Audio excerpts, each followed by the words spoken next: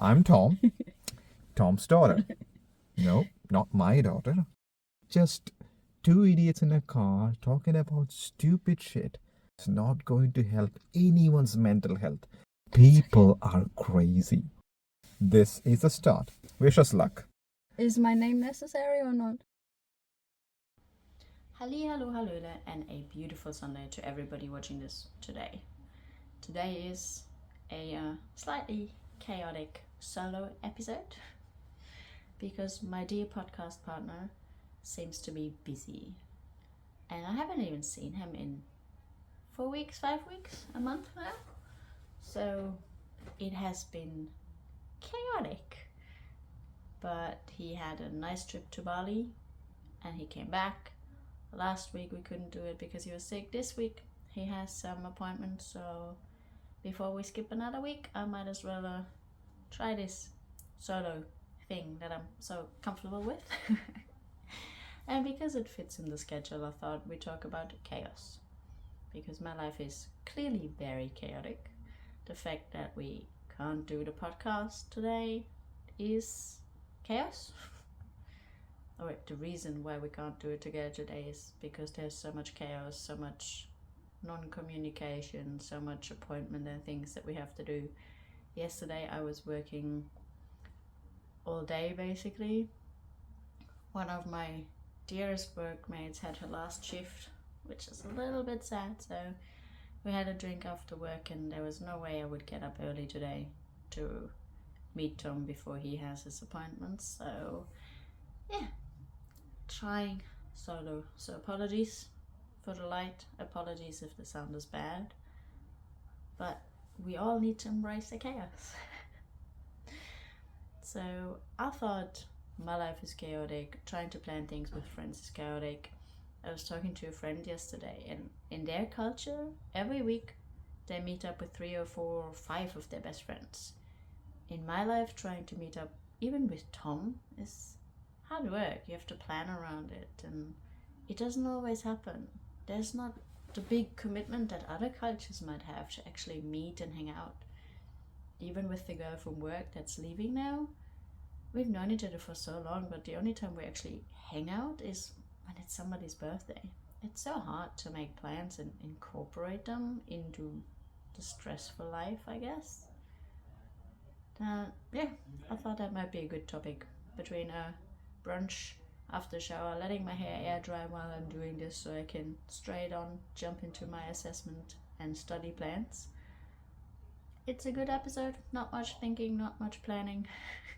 And we can maybe break down routines as well, because my routines are a catastrophe, just like my life. So I tried to research a little bit why humans love chaos.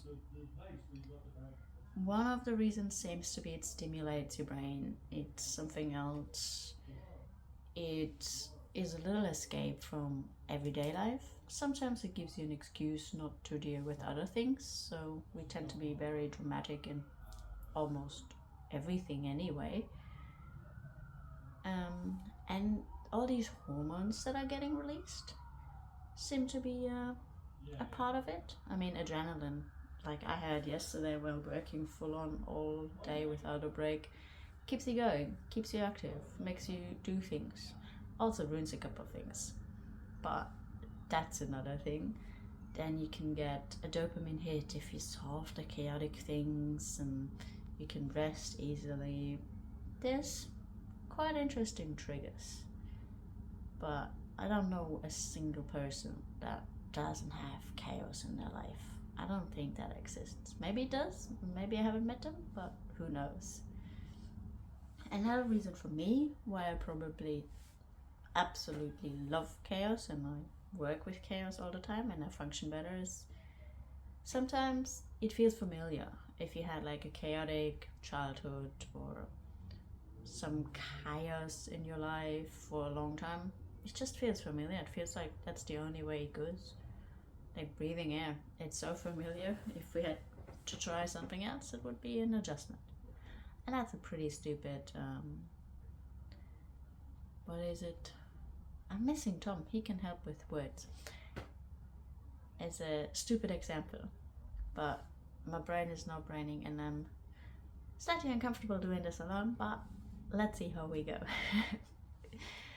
So chaos in my life started probably while traveling a lot more than it used to back home. My travel plans were to come here maybe for a year, maybe a year and a half, then do New Zealand. So I have a travel insurance for 2.5 years because all my friends are like, oh, you're gonna be back soon because it's gonna be boring, it's gonna be expensive, and you're gonna miss your family and friends. Spoiler, didn't quite happen. I've been here 6.5 years now, and I came here, wanted to do this city, then this city, then this city, according to the weather and according to the jobs I found. And then I went to the first city, which was Alice Springs.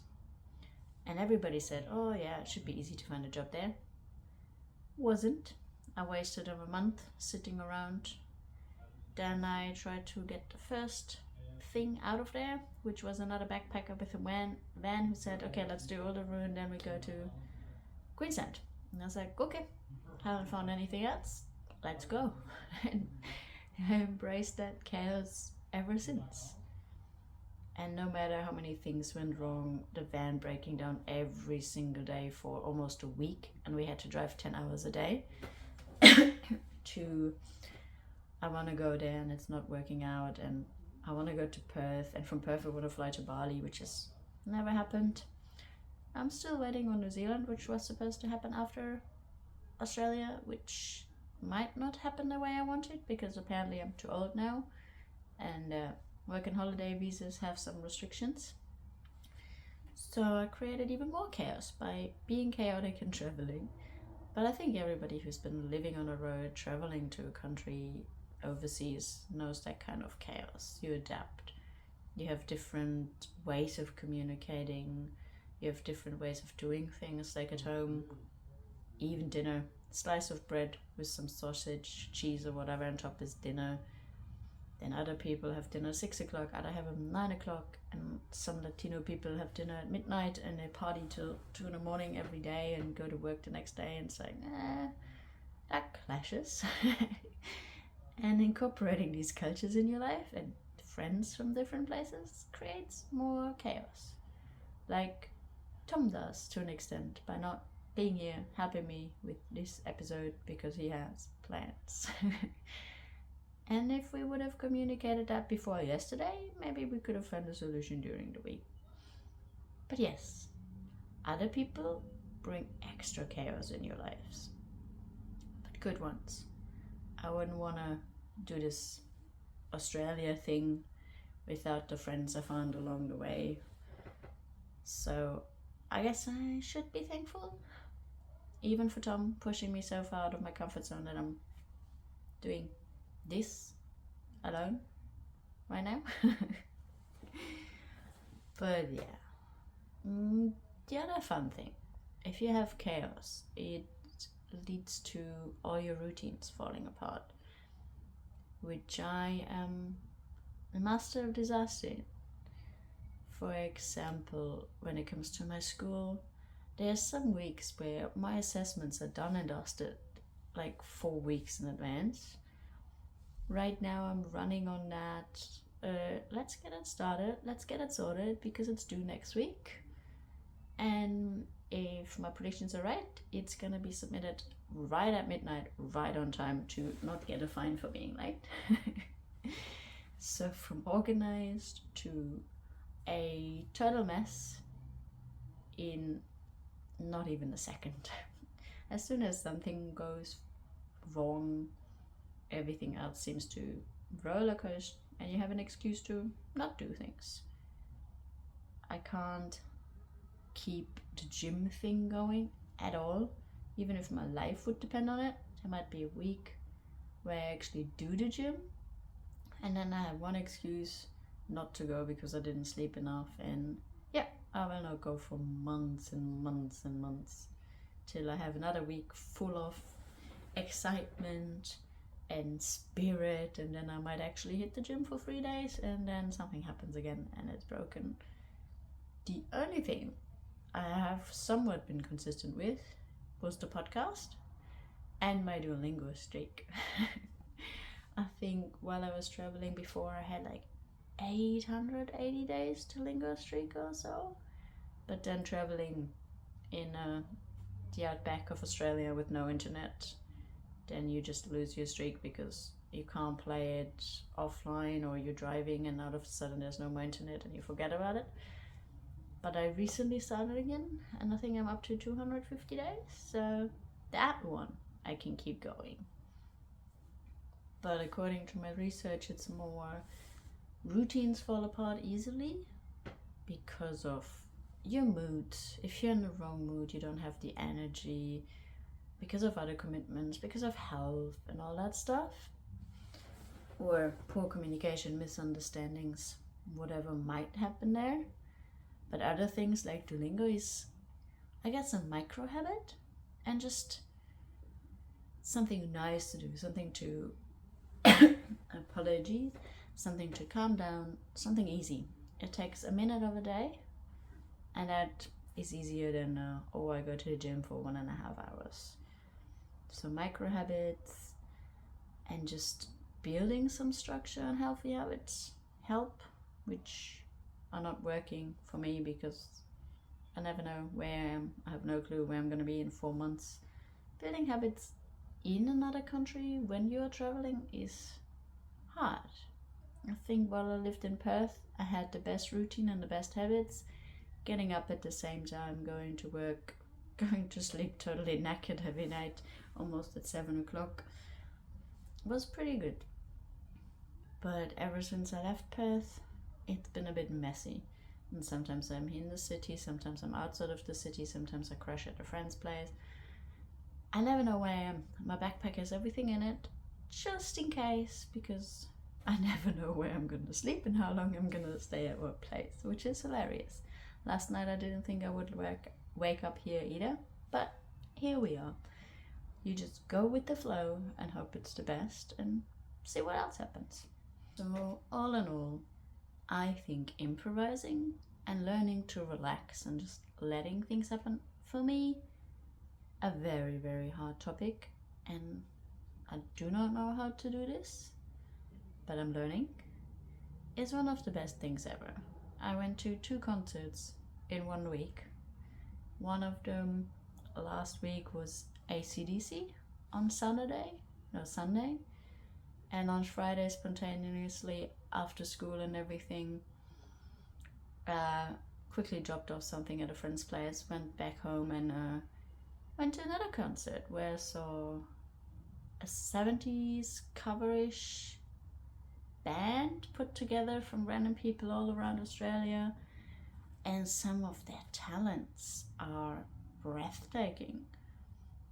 If it's not your music, that's one thing, but the way they perform, the lead singer had such an amazing voice, and the guitarist had so much talent. You can't compare it to AC/DC, but it was just really, really nice. And without all the chaos in my life, there's so many things that wouldn't have happened.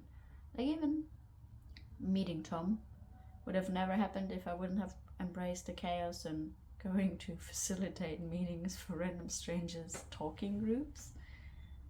And I don't know what I would do without all of that chaos. I would be bored, wouldn't know what I would be doing now. I could be sleeping or could be doing an assessment like a responsible adult, which today I don't think is going to happen. That responsible adult is on a break. I don't even know if Tom is recording any solo episodes to put them online, or if he has done that yesterday because there was no time to communicate. If yes, I guess I cut them together. If no, this is your episode for the week. It's gonna be short and sweet because I do not know what to say. So have a great Sunday. Embrace the chaos. Have fun with it. It's not always a bad thing. Usually it's a good thing. It leads to good things, like 2 concerts that you didn't plan on attending. And summer has just started in Australia, so I'm pretty sure there will be more chaos, more spontaneous trips, and more fun coming. And I hope you all have a great start in the new week, a good weekend, rest well, take care of yourselves, and have fun.